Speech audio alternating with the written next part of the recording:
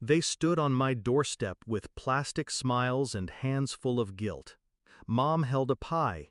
Dad had that rehearsed, we're still family look. I didn't yell, didn't cry. I just looked at them and said one sentence. You made your choice, so live with it. The silence after that felt like a funeral. Except this time, they buried me before I was ever dead. It started with a will. Theirs, updated behind closed doors.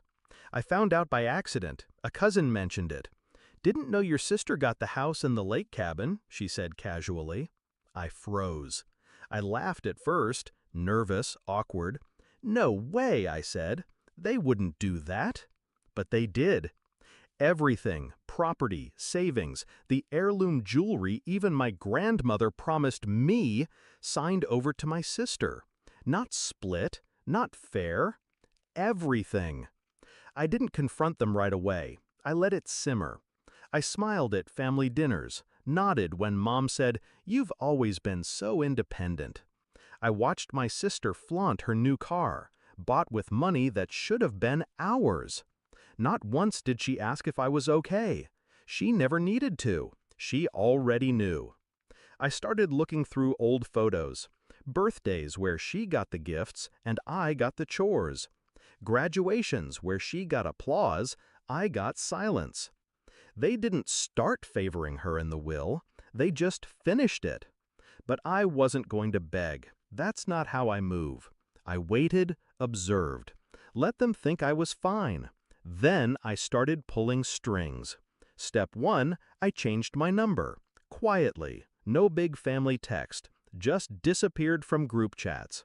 Step 2, I closed my side of the shared bank account they helped me open in college, one they'd quietly continued using.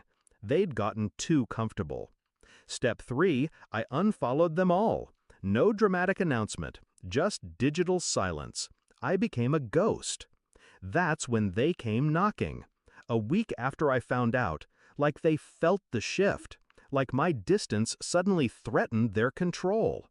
They came with warm faces and cold motives.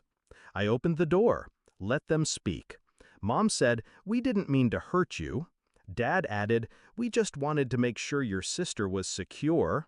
I stood there, still as stone, then said it, "You made your choice, so live with it," and shut the door.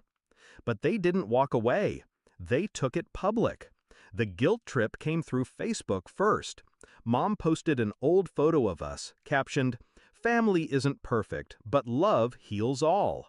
Relatives started reaching out. "Talk to your mom. Life's too short. You're being dramatic."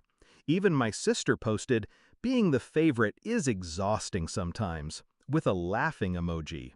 Clever. They wanted to frame it as me abandoning them, as if I'd thrown the match. But I didn't light the fire. They did, years ago. I just stopped putting it out. So I let the mask drop.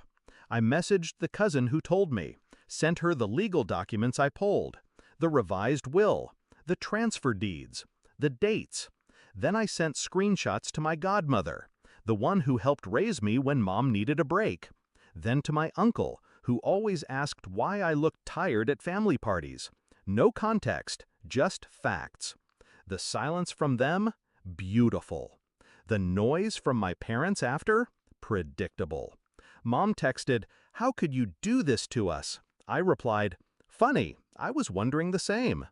The phone stayed quiet after that, until last week, when my sister reached out, said she didn't ask for any of it, said I was hurting Mom's health, said I should just come back. I almost laughed. They gave her everything. She can carry that, too. Sometimes revenge doesn't need fire. Sometimes it's just truth, placed in the right hands. They wrote me out, so I erased the role I used to play. The loyal daughter, the peacekeeper, the afterthought. Now, they get to sit in the echo of their choices.